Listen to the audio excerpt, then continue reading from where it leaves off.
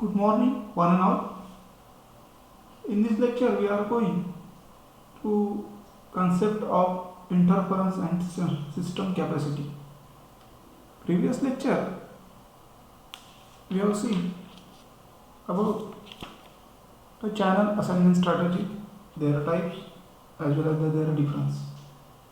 In this lecture, we are going to the concept interference and system capacity, how the interference related to the system capacity, as well as the basic definitions of a review again of the basic cellular system, what is meant by cell, why the shape of the cell will be considered, ideal shape of the cell will be hexagon, not square, not a triangle.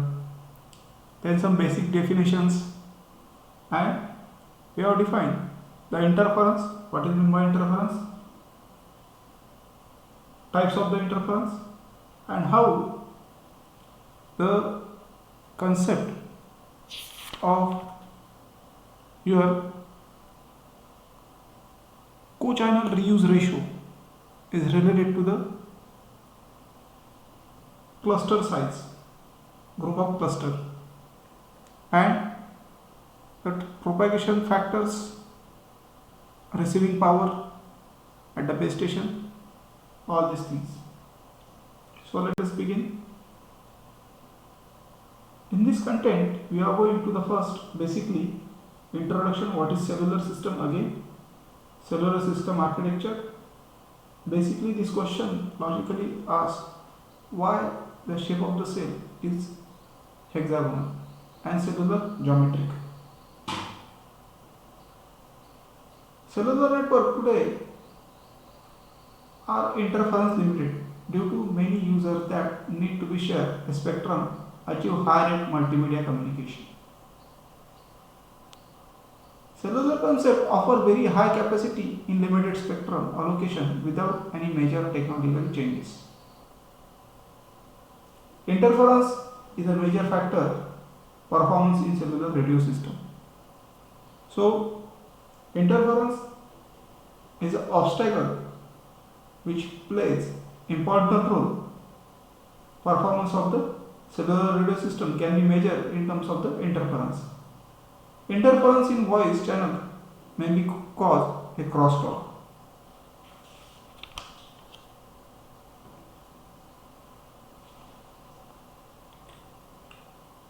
Then we go to the what is in the cellular system.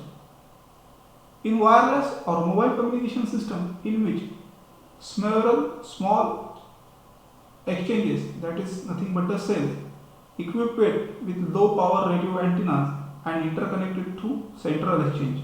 Central exchange is nothing but your MTSO or mobile switching telephone office or MSC. The cellular mobile communication system, a large number of low powered wireless transmitter to create a cell, the basic geographic service area of wireless or mobile communication system, that is nothing but the concept is called as a cellular system. Then cellular system architecture, a small geographic area or basic geographic area, the unit of basic geographic area is called as a cell in cellular system. Shape of area into which the coverage region is divided. The cells are base station transmitting over a small geographic area that are represented as a hexagon. Each cell size varies depending upon the landscape because the constraint imposed by the natural, terrestrial and man-made structure. So cell is nothing but a small geographic area of a cellular system. And this shape of the area which is divided into small regions, small coverage region, that shape is called as your cell, which is represented by hexagonal structure. The cluster is a group of cells or number of channels are reused within a cluster. So cluster is nothing but a group of cells, number of channels are reused within a cluster. That is denoted by capital letter M. The shape of the cells. The width of the D has a cell 4 neighbors distance. D is the distance from the center to the its surrounding neighboring cell. If all the antennas are equidistant, then why will we use the hexagon? Shape of the cell is hexagon mostly. Provide equidistant antenna. Radius defined as the radius of the circumcircle. Distance from the center to the vertex of the equal length of the sides. The distance between center cell radius is r. Not always precise hexagon. It may be topological hexagon, logical signal propagation condition, and location of the antenna. 3 possible choices of the shape of your cell: square, equilateral, or triangle, or hexagon. So mostly we will prefer this because if the center antenna is present here, if the center antenna is present here, that time we cover the maximum area. See, this is a hexagonal structure. If the transmitting antenna are present at the center, that time we consider the maximum area. But here not possible.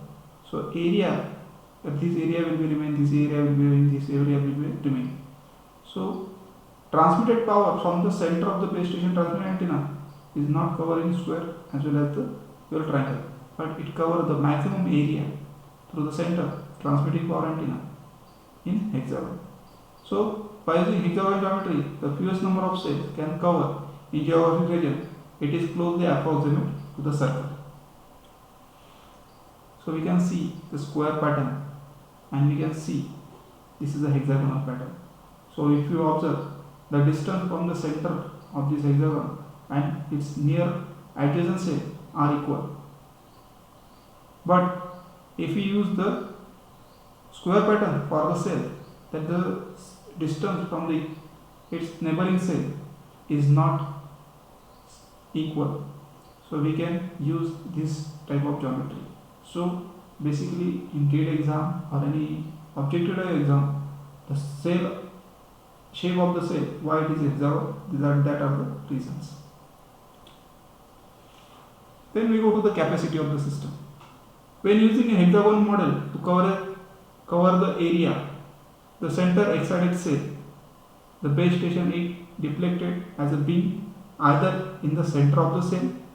That time it will be used the omnidirectional antenna which cover the 360 degree or that transmitted power in 360 degree, or antenna will be present at the edge of the cell. The edge of the excited cell, all 3 or 6 of cell vertices, the sector direction antenna will be used. So consider a cellular system which has as duplex channel available to reuse. Each cell allocate a group of channels, that is K. So each cell which is allocated group of channels, that is denoted by K, and number of total duplex channels in S in a total cluster. So S is the channel divided among to the N cell. So total number of channels in cluster. So S is equal to number of duplex channels into K into N, where K is a group of channels to the allocated particular cell and N is the number of cells or number of, we can say, individual number of cells in a or cluster. Cluster. N is the cell which collectively use the complete set of available frequencies. If the cluster is replicated, means M times, the system number is duplicated by the channel C. So the capacity can be measured. C is equal to M, that is replica of the cluster. K is the number of channels in particular cell, and N is the cluster size. Okay, so this is the formula to calculate the basically capacity of the cellular system. So capacity is directly proportional to the replication factor of fixed area, and factor N is called as the cluster size. Typically, mostly this size will be 4, 7 and 12. Mostly will be used the 7 cell. If the cluster size is reduced while cell size is kept is constant, more clusters are required and more capacity is achieved. So if n is reduced while the cell size is kept, means area of the cell will be kept, but the number of cluster or number of cells will be reduced. More the cluster are required and more capacity is achieved. So that time number of cluster will be increasing, means replica will be also increasing. Large number of cluster size indicates the co-channel cells are far from each other. Co-channels which operating at the same frequency. Conversely, small cluster size means co-channel cells are located much closer to each other. Hence, the value of n is function of how much interference in mobile base station can be tolerated. So, in interference, the value of n plays major role from this conclusion. Cluster size are inversely proportional to the n. The capacity is directly proportional to the cluster. Thus, the frequency reuse factor of a cluster per cell, that is given by 1 by n. Each hexagon exactly 6 equidistant neighbors, and each lines joining the sector, the cell, the neighbor is separated by multiple of 60 degree. There only one certain cluster size and layout is possible. Now, due to the main objective, what is known as interference, how can be interference will be defined. So, unwanted signals, we can say that either entering in your equipment or getting into equipment of other parties but generated by you, that is called as interference. So, interference, it is a major limiting factor in the performance of cellular system, which will be compared with the wired communication system. The amount of source interference in wireless system is greater as compared to the wired communication. Creates a bottleneck in increase the capacity.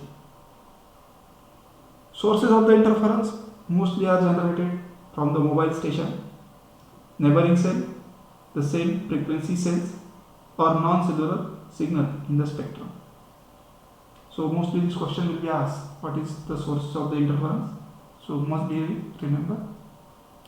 The interference in voice channels is nothing but the crosstalk.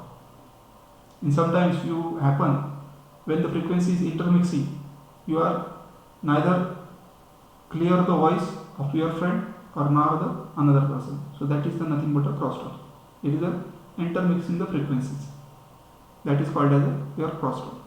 Urban area usually have more interference because the greater radio frequency noise floor and more number of the mobile users in urban city or metro cities. Now then go to the interference type. There are the two types of interference: co-channel interference and adjacent channel interference. Let us go to the co-channel interference and system capacity. Frequency reuse, there are the several cells that use the same set of frequencies. So frequency reuse is a concept, the cell in which the same set of frequency will be used, and that cells are called as co-cells, and the interference between that two cells is called as co-channel interference. In order to reduce the co-channel interference, the co-channel cell must be separated by the minimum distance. This question in logically way will be asked, how to reduce the co-channel interference between the two cells. So that is must be separated by the minimum distance. When the size of the cell is approximately same, then what will be happening? The co-channel interference is independent of the transmitted power, but that time the co-channel interference is a function of two things. First one is the radius of the cell, and second is the distance between the center of the nearest co-channel cell. So whenever increasing the ratio, that is Q, that Q is called as a co-channel reuse ratio, that is given by d by r, then interference is reduced. So increasing the Q, interference will be decreasing. So Q is called as a co-channel co-channel reuse ratio. This is very important. In this case, we ask the examples, numerical examples in exam point of view. For hexagonal geometry, what is the co-channel reuse ratio? So co-channel reuse ratio Q d by r is under root 3n for the hexagonal geometry. This is an equation number 1, which is very important. A small value Q provides a large capacity. Large value of Q improves the transmission quality and smaller level co-channel interference. The trade-off must be between the two objectives, between co-channel reuse ratio and cluster size. So whenever the cluster size is small, at time the capacity is less. From this table, if suppose cluster size n is equal to 3, then the co-channel reuse ratio is also means capacity is less. If the number of cluster size will be increasing, that time is 7, then the capacity will be increasing. So we can say that the capacity of a system is directly proportional to the cluster size. So from the above observation, whenever the cluster size will be increasing, the capacity of a cellular system will be increasing, as well as they improve the transmission quality. Let R0 be the co-channel interfering cells, then signal to interference ratio. So this is also important part to in cellular system, how to calculate signal to interference ratio, that is denoted by SI or SIR. So it is a S equal to divided by summation I equal to 1 0 capital I to the suffix I, where S is the desired signal power of the desired base station and I upon small suffix base I is the interference power caused by the interference ring to the co-channel cell base station. The propagation measurement in terms of the power to the average receive power signal strength at any point, which will be given in equation number 3. So average receive power, that is denoted by PR at a distance t, transmitting antenna approximate by PR is equal to P0 d upon d0 raised to power minus n. Small n. This small n is nothing but the path loss exponent. So P0 is the power received to the close in a reference point in far field. The region of the antenna is small.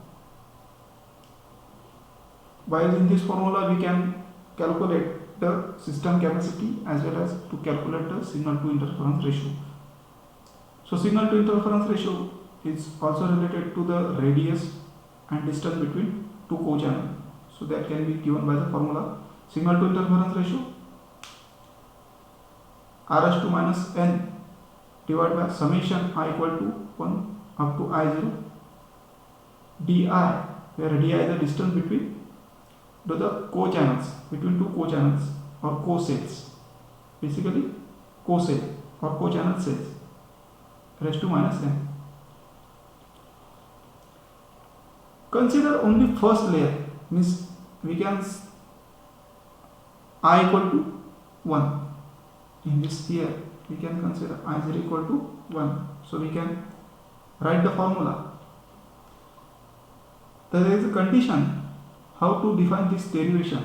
If all the interference base stations are equidistant from the desired base station, if these distances are equal, the distance d between two cell centers, then the equation will be simplified as it is.